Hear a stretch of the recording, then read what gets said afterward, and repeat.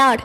உன் பிதாக்கள் சுதந்தரித்திருந்த தேசத்தை நீ சுதந்தரிக்கும்படிக்கு உன் தேவனாகிய கர்த்தர் அதில் உன்னை சேர்த்து உனக்கு நன்மை செய்து உன் பிதாக்களை பார்க்கிலும் உன்னை பெருக பண்ணுவார்.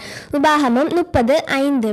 ஹாய் ஃப்ரெண்ட்ஸ், வாழ்க்கையில் தோல்வியை சந்தித்து கொண்டிருக்கும் நம்மை பார்த்து கர்த்தர் சொல்கிறார், நான் உனக்கு நன்மை செய்து உன்னை பெருக பண்ணுவேன்.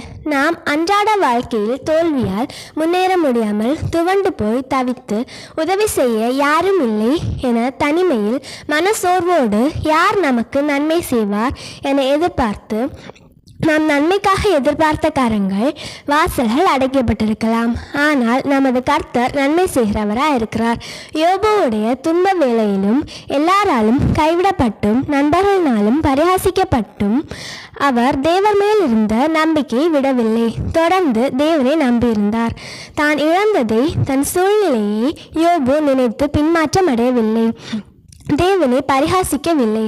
நண்பர்கள் பரிகாசிக்கிறார்கள் என கூறி நண்பர்கள், உற்றார், உறவினர், சுற்றி இருக்கும் ஊராரிடம் அவர் வேதனைப்படவில்லை. அவர் தேவனையே நம்பி அவர் மேல் இருந்த விசுவாசத்தை பலப்படுத்தி கொண்டிருந்தார். நன்மை செய்கிற தேவன் அவர் இழந்ததை அனைத்தையும் திரும்ப கொடுத்து அதை பெருக செய்து ரெண்டத்தனையாக ஆசீர்வதித்து பெருக பண்ணினார். ஆம், அந்த தேவன் நமது வாழ்க்கையிலும் நன்மை செய்து நம்மை பெருக பண்ணுவாராக. ஆமேன்.